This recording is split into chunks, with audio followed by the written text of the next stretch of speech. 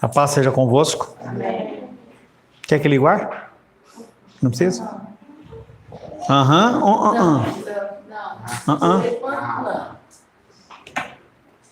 Estamos nessa última escola bíblica dominical do ano, meditando na teologia do desperdício, trabalhando as parábolas de Jesus e desperdício. Nós vamos ler uma parábola que ela para mim, sempre foi muito estranha. E eu tive entendimento dela esses dias. Até então eu não entendia muito bem o que era essa parábola, o que ela queria mandar, o que ela estava querendo ensinar. Lucas capítulo 16.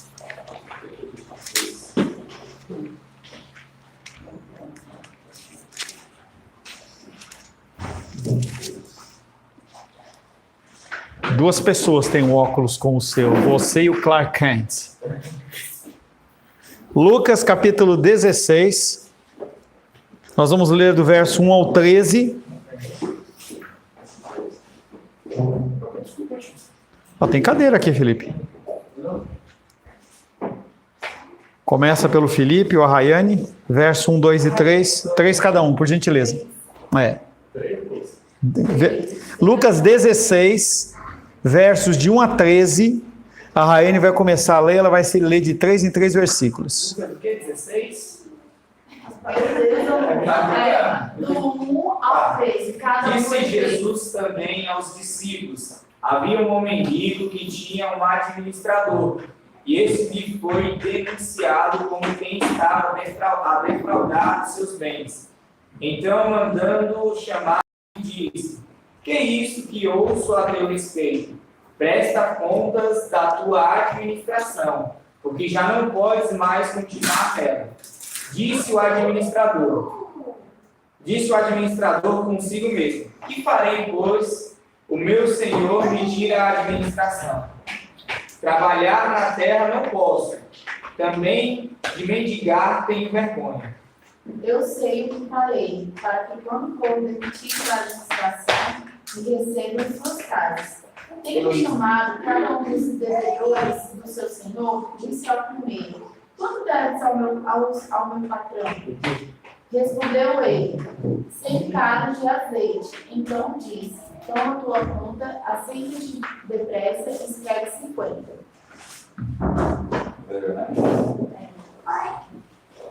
Depois perguntou a outro: tu, quanto deves? Respondeu ele: 100 coros de trigo. Disse-lhe: toma a tua conta e escreve 80. E elogiou o Senhor, o administrador infiel, porque se houvera atiladamente, porque os filhos do mundo são mais hábeis na sua própria geração do que os filhos da luz. E eu vos recomendo dessa riqueza de origem iníqua.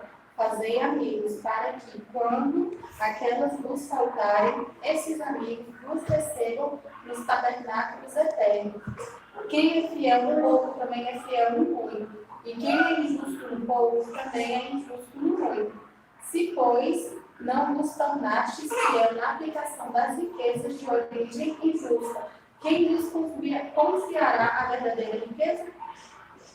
Se vós tornastes fiéis na aplicação, se não vos tornastes fiéis na aplicação do caminho, quem vos dará o que é vosso? Ninguém pode servir a dois senhores, porque ou há de aborrecer-se de um e amar ao outro, ou se devotará a um e desprezará ao outro. Não podeis servir a dois deuses. Amém. Quando eu li essa parábola, eu achava muito estranha. Porque, literalmente, ele está falando: olha, você trabalha para o Nicolas, aí o Nicolas pega você administrando mal, quer mandar embora, aí o cara pegou um monte de mercadoria na loja do Nicolas, e fala assim: quanto que pegou? Ah, pegou 3 pacotes sujinhos. Põe só 2. pega 3. E aí eu fiquei pensando nisso, eu querendo entender.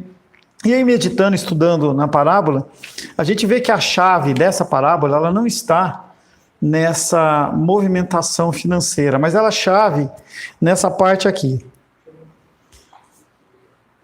Verso 9. E eu vos recomendo das riquezas de origem iníqua fazer amigos, para que quando aquelas vos faltarem, esses amigos vos recebam nos tabernáculos eternos. Tabernáculos eternos é na glória. Tá? Tudo bem? Está acompanhando? Quem é fiel no pouco, também é fiel no muito. Quem é injusto no pouco, também é injusto no muito.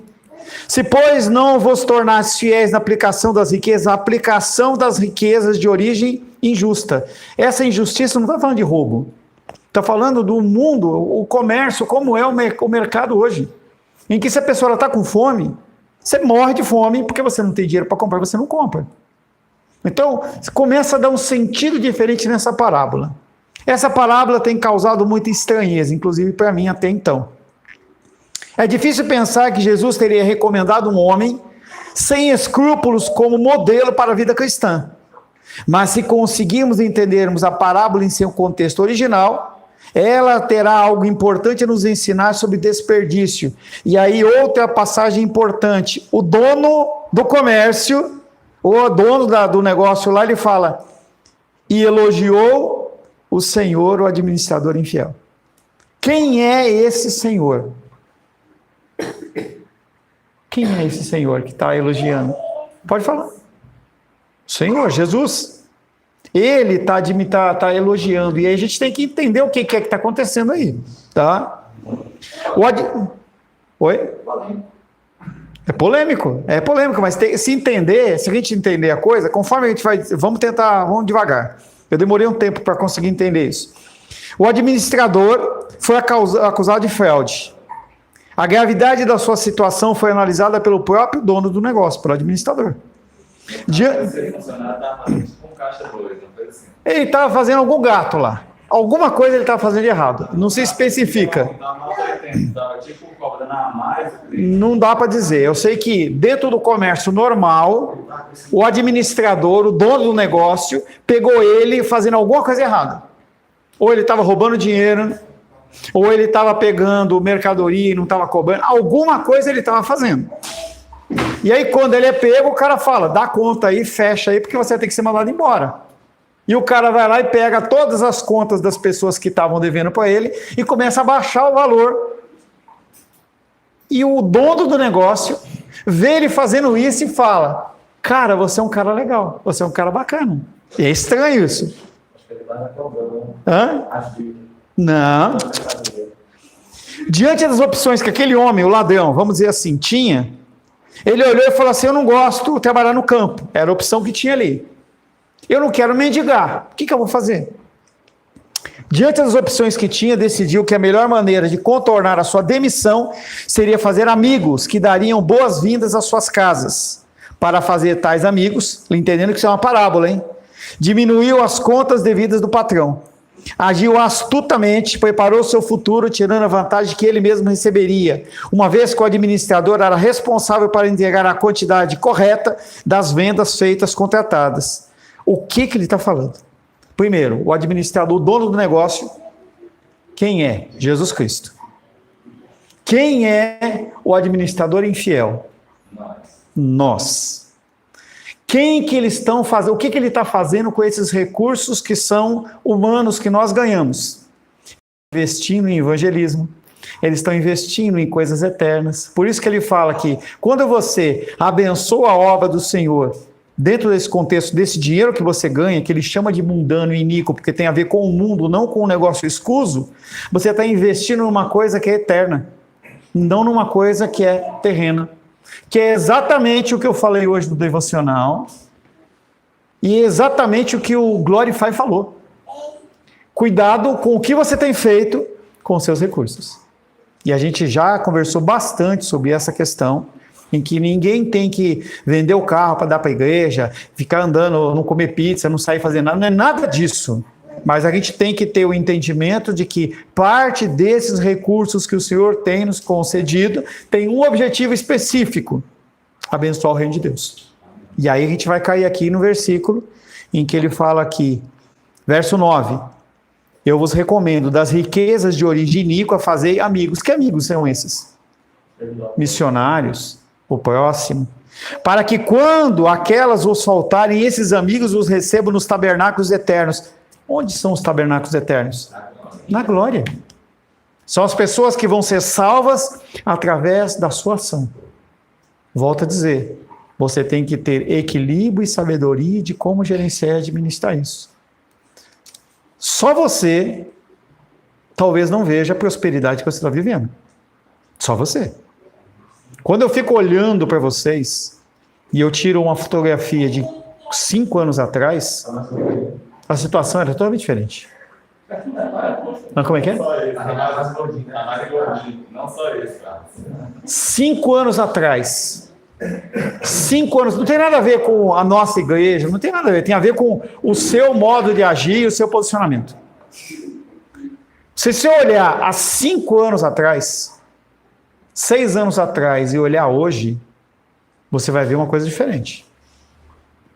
Eu olho para vocês financeiramente e eu vejo prosperidade. Natália está chegando, ainda não viu isso. Mas se você conversar com as pessoas, se você conversar com as pessoas, elas vão dar testemunho. Cada um, não vou falar o que é, mas uma pessoa me ligou ontem e falou, pastor, eu tenho que te contar uma bênção. Você entende isso? São coisas e moveres sobrenaturais do Senhor, simplesmente porque você está fazendo a sua parte. É só isso, mais nada. Esse dono do negócio, que é o nosso Senhor, ele não é louco. Se ele te abençoa e você compartilha, você pode ter certeza que ele vai te dar mais. Aleluia. Pode ter certeza. Agora, o alerta sempre vem depois. Se, pois, não vos tornares fiéis na aplicação das riquezas de origem injusta, quem vos confiará a verdadeira riqueza?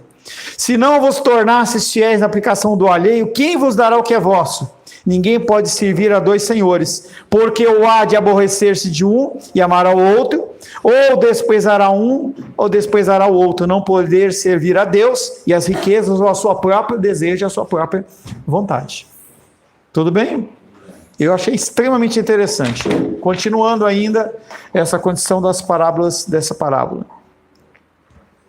Por isso eu lhe digo, usem a riqueza desse mundo ímpio para ganhar amigos, de forma que quando ela acabar, todos estes os recebam nas moradas eternas. Não é tristeza iníqua, no sentido de injusta ou criminosa, mas que vem do mundo.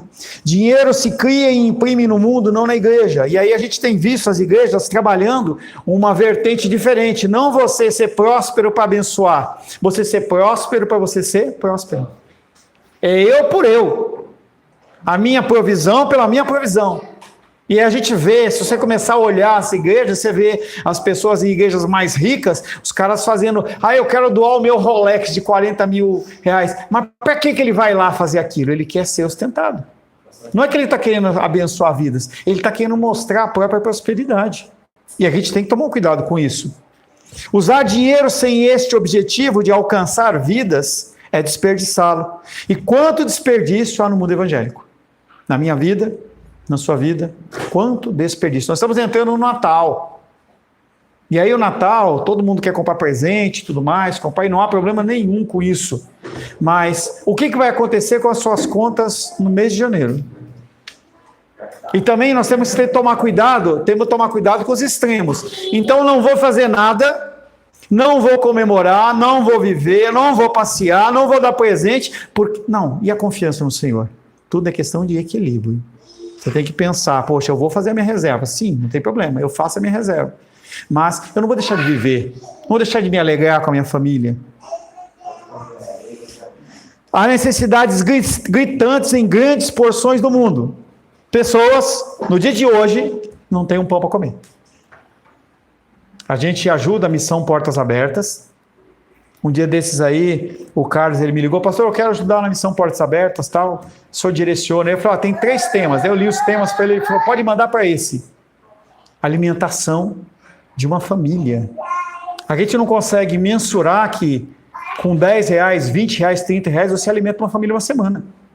É loucura, mas é verdade. Missionários que estão no campo, em igreja perseguida, a tua doação, a tua oferta, ela faz com que essas pessoas continuem caminhando. E aí a gente tem que pesar entre o nosso excesso ou o nosso temor excessivo e tem que ter uma reserva enorme, ou a gente começar a usar isso aí para essas condições que ele está falando aqui, de você olhar para as coisas eternas. Missionários sem sustento para cumprir a grande comissão. Muitas igrejas enviam missionários e deixam eles lá. Teve uma dificuldade. Reformar a igreja. Não, agora não dá para mandar o dinheiro. Eu já vi isso muito, gente. Há necessidades de muitos recursos na área da compaixão e misericórdia. Quando se toma consciência de que o crente brasileiro, em média, assuste com isso. Oferta, em média, por mês, R$ 1,50. Essa é a média do brasileiro. R$ 1,50. Por ano, para missões. Podemos sentir a distância entre a ordem de Cristo e o compromisso que existe nas igrejas para cumpri-la. Dinheiro gasto sem nenhuma relação com a eternidade, desperdício. Porque se você não investe o seu dinheiro de uma maneira sábia, ele acaba. Por isso que quem tem que tomar muito cuidado quando você recebe uma grande quantia de recurso, se você não der um destino para aquilo, ela vai ser diluída no dia a dia. Vira um iFood, vira um restaurante, vira uma roupa nova, vira uma coisa. E não há problema de você fazer essas coisas, mas você também tem que lembrar das coisas eternas. Conta um pastor que certo dia chegou um investigador da Receita Federal na igreja dele. E havia um membro da igreja que estava sendo investigado porque ele tinha declarado que ele tinha, lá nos Estados Unidos, né? Lá que ele tinha feito uma doação de 50% do salário dele, mensalmente. E aí o cara falou, isso não existe. Aí ele foi lá comprovar. Chegou lá e falou, não, isso é verdade. Esse homem, ele dá 50% do salário dele para manutenção da igreja e oferta. Não é para o pastor comprar carro zero, nada disso. Para uma administração correta do dinheiro, zelo em relação àquele dinheiro. E aí foi comprovado, aquele homem entendeu. Aquele homem, Joaquim, entendeu o que é você investir no reino dos céus. Claro que ninguém está pedindo para você entregar 50%, mas se você quiser entregar, entregue. E a gente tem a figura do, já falei algumas vezes para vocês, do dono da Colinas, que ele dava 70%. Ele tinha a vida dele, ele tinha o apartamento dele, ele tinha o carro dele, e ele entendia que ele não precisava mais do que aquilo. A manutenção dele era simples. Ontem eu estava, saí com a ontem ou anteontem, e aí a gente estava conversando e veio à mente a questão de aposentadoria. Eu não sei de quem que eu falava com ela, e aí eu pensando assim, poxa, não tem aposentadoria, não tem uma renda que vai me dar uma renda por mês que eu possa ficar assim, né? E eu falo assim, deve ser bom, né, você poder ter o seu imóvel, você já está com uma vida estabilizada, você tem um imóvel para você morar, você tem um automóvel, e aí você recebe um recurso mensal que supre as suas necessidades e faz com que você possa ficar tranquilo. A Rô estava comentando que ela foi mandar consertar, agora eu lembrei, consertar uma pulseira na feira. E aí a mulher ela foi chamada por uma outra moça lá, aposentada, para fazer um bico lá. E deve ser interessante isso, você ter essa oportunidade. Mas será que é tempo da gente descansar aqui na terra? Será que esse é realmente o objetivo do Senhor, de você estar aqui na terra e você estar tendo um tempo de descanso, você não fazer nada? E a gente volta à máxima, acho que foi da semana passada, o que você tem feito na casa do Senhor? O que você tem produzido? Você tem feito algo em relação à casa do Senhor? As pessoas, elas estudam, foi semana passada, estudam, e faz o que com isso? E aí o Carlos falou, há 5 anos atrás estava mais gordinho espiritual. Não, talvez esteja mais gordinho hoje. Gordinho eu sei, mas eu estou falando espiritual. Hoje está porque recebeu mais palavra, entendeu, mas e fez o que com isso? Fez o que com isso? Esse homem que deu 50% dos recursos dele lá, ele entendeu a instrução do mestre e ele viveu corretamente. Ele não desperdiçou dinheiro, fez muitos amigos, investiu no reino, em terras estrangeiras para recebê-la nas moradas eternas. Quando morreu, incalculáveis quantias têm sido desperdiçadas pelo Filho do Reino. que não obedece à recomendação de Jesus de investir em evangelização e missões. Nós temos que fazer mais. Nós temos que doar, entendeu? Ninguém veio com um saquinho de comida. Ah, mas é à noite. Tá, tudo bem. Ninguém traz. Determine o dia, entendeu? Uma vez por mês. Pô, eu esqueço, pastor. Eu esqueço. Então vai lá e compra o que você doaria num mês. Doa num dia. Um dia da semana. Um dia da semana você vai lá e compra lá 3, 4 saquinhos de feijão. Será que isso vai pesar no seu orçamento? Será, sinceramente, que isso vai pesar no seu orçamento? Aí você vai lá e deposita, ou você liga e fala, pastor, eu quero fazer uma oferta em Missão Portas Abertas. Ou você não quer, entra lá no site, você mesmo faz. Ninguém vai saber quanto você entregou. Entenda que a minha função é só continuar falando, eu não vou ficar medindo você, se você fez, se não fez, vai, fala. Eu simplesmente estou falando. E aí, esse alerta do administrador infiel. Você está investindo no reino terreno ou você está investindo no reino eterno? E aí, uma outra parábola que dá sequência nesse ensinamento, Lucas 16 ainda, do verso 19 ao 31. Vamos alinhar o que pulou aí? Começa pela Luísa. Natália não leu também, né? Leu? Luísa, Aisla e Natália, tá? Lucas capítulo 16, verso 19 a 31. 3 versículos cada uma. Ora, havia certo homem rico que se vestia de púrpura e de linho finíssimo, e que todos os dias se regalava esplendidamente.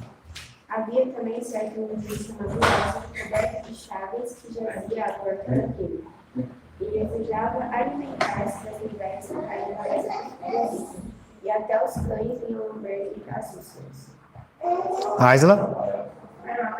22. Aconteceu morrer o mendigo e ser levado pelos anjos para o seio de Abraão. Morreu também o rico e foi sepultado. No inferno, estando nesse tormento, levantou os olhos e viu ao longe a Abraão e Lázaro no seu seio. Mais um. Então Clamando. Disse: Pai Abraão, tem misericórdia de mim, e manda Lázaro que molhe em água a ponta do dedo e me refresque a língua, porque estou atormentado nesta chama. Próximo, Natália. Disse, porém, Abraão, filho, lembra-te de que recebeste os teus bens no meu dia, e Lázaro igualmente, mais. Agora, porém, que ele está consolado, tu em tormento por nós. E além de tudo está posto um grande abismo entre nós e vós, de sorte que os que querem passar daqui para vós outros não podem, nem os de lá passarem para nós. Nicolas, você já leu? Menise. Então replicou: Pai, te imploro que o mandes a minha casa paterna, porque tenho 5 irmãos, para que eles dê testemunho, de não ter também para este debaixo também. Respondeu Abraão: eles têm Moisés, o profeta, ouçam. Gabriel.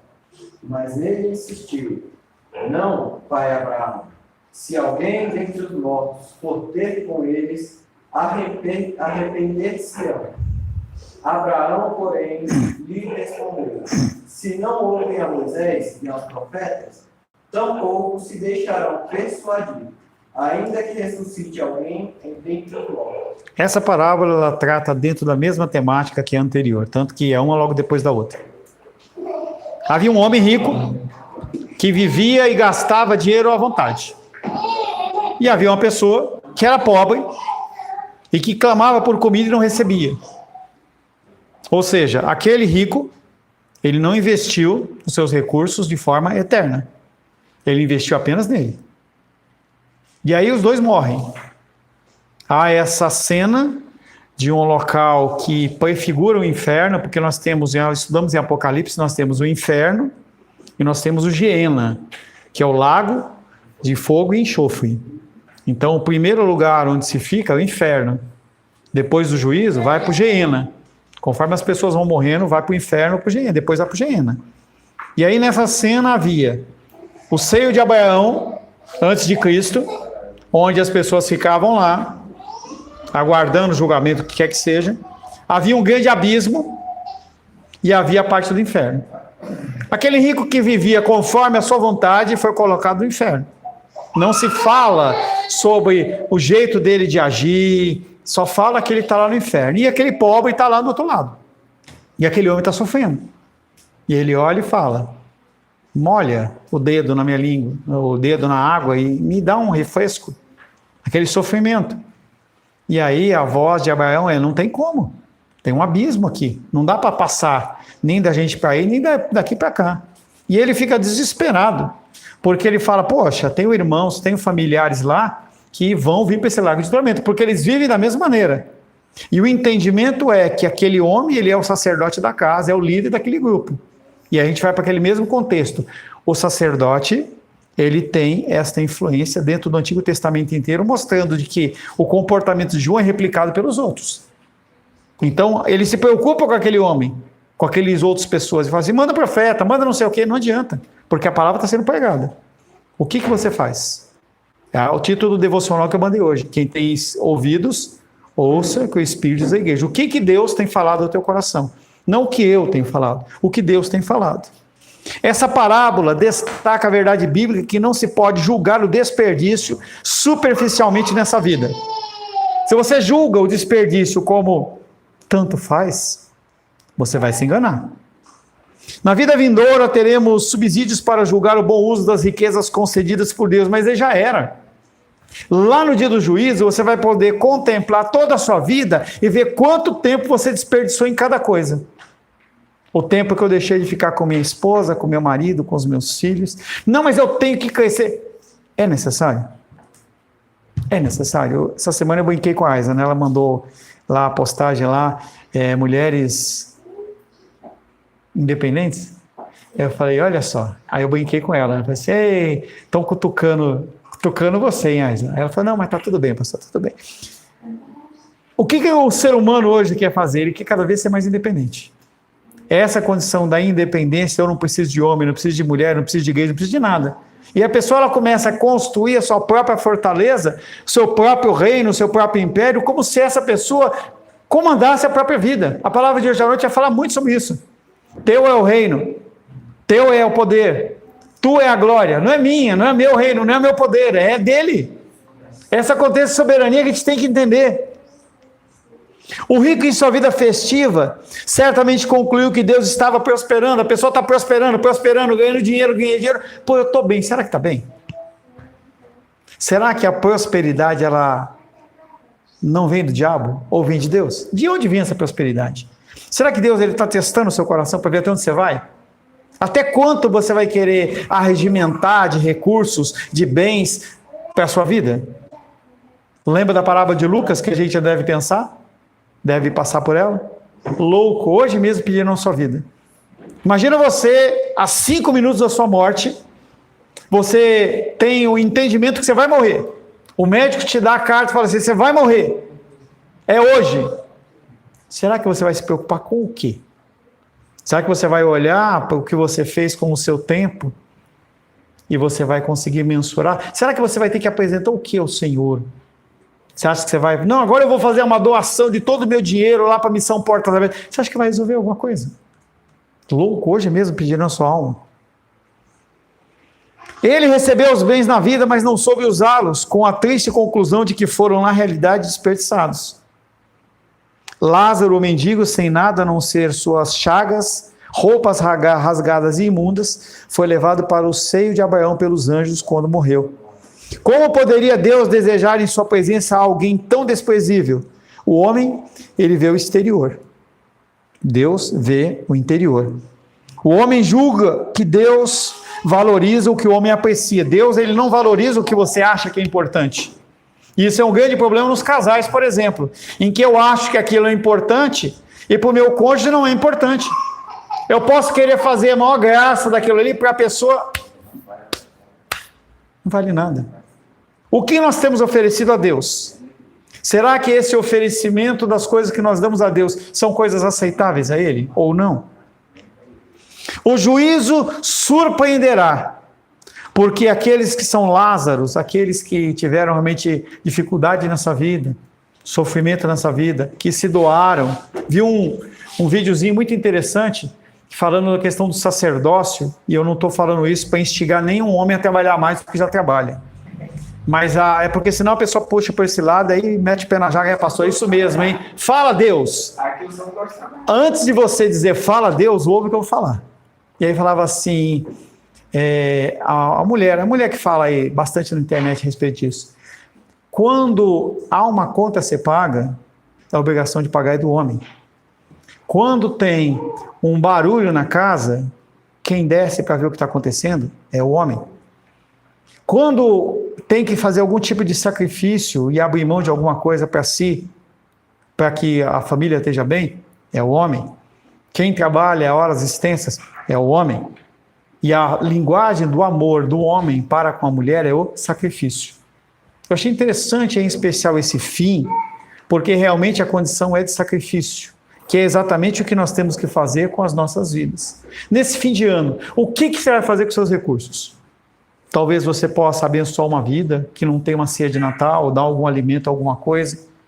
Alguma coisa você tem que fazer. O juízo surpreenderá porque os Lázaros, aqueles que se sacrificam, a figura não é de que você tem que ser miserável, e sim que uma pessoa que se sacrifica, que é a mesma condição da anterior, receberão elogios do Senhor, e grandes e poderosos serão condenados. Você vai achar que você está bem na fita, e você vai ser condenado. Ou você não vai ter um galardão, uma vida abençoada dentro da presença do Senhor. A gente não consegue mentalizar ou visualizar uma coisa. Como é que eu posso estar diante de Deus, na eternidade, na glória, e eu não ter uma vida extremamente abençoada? Pois é, vai ter diferença.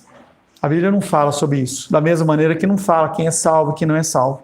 Só nos exorta a nós vivermos esse contexto de vida diante do Senhor. Mateus capítulo 25.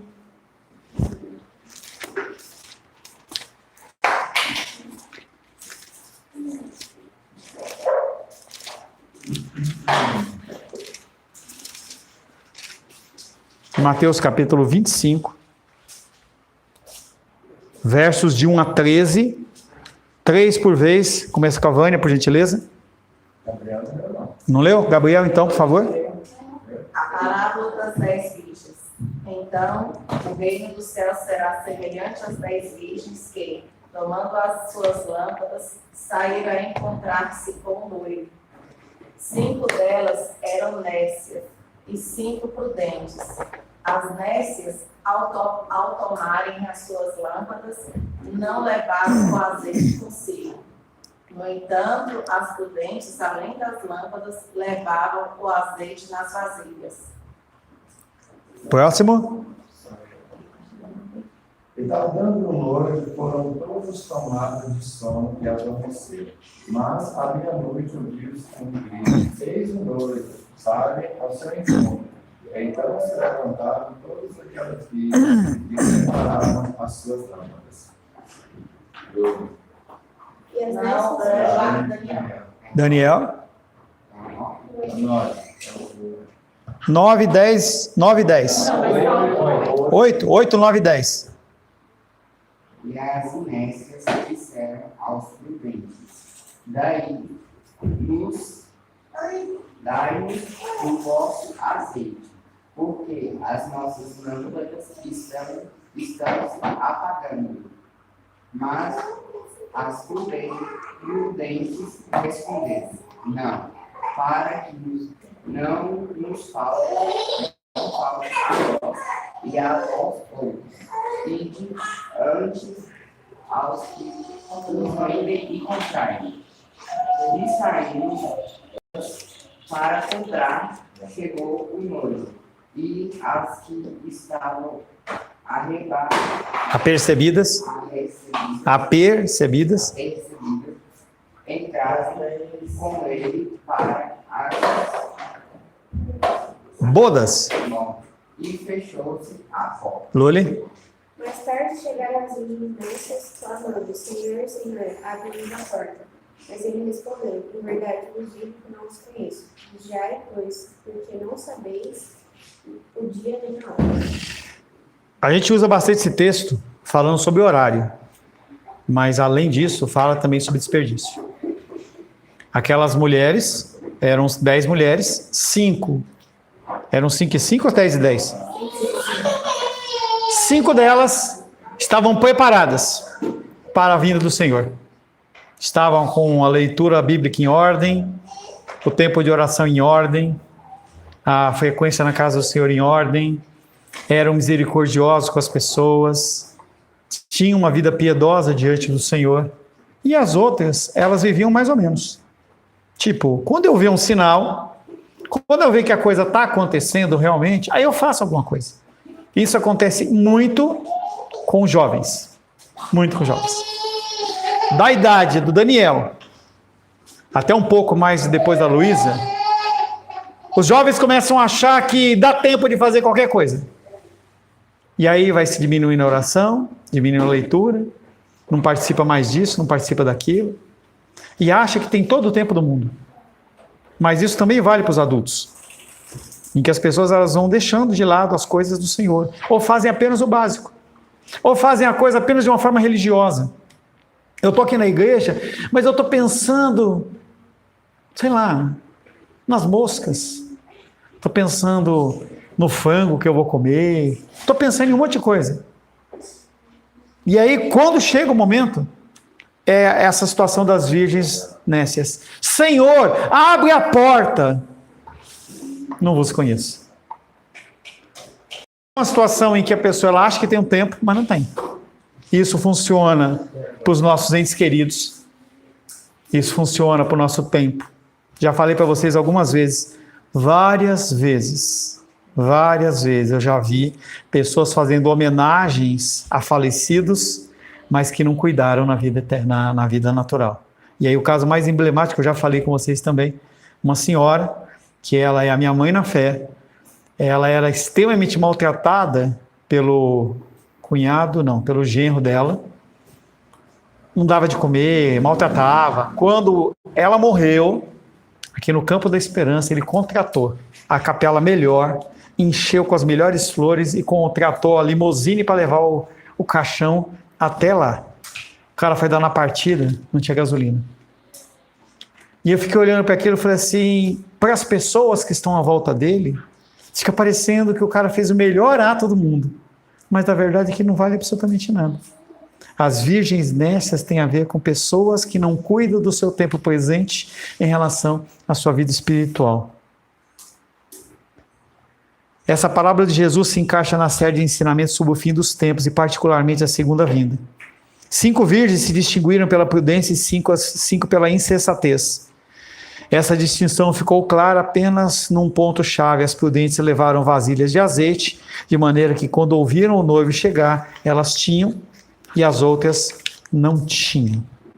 Vamos para o nosso intervalo e a gente volta para finalizar essa condição das parábola das virgens nécias, se o Senhor assim o permitir. Em nome de Jesus. Amém.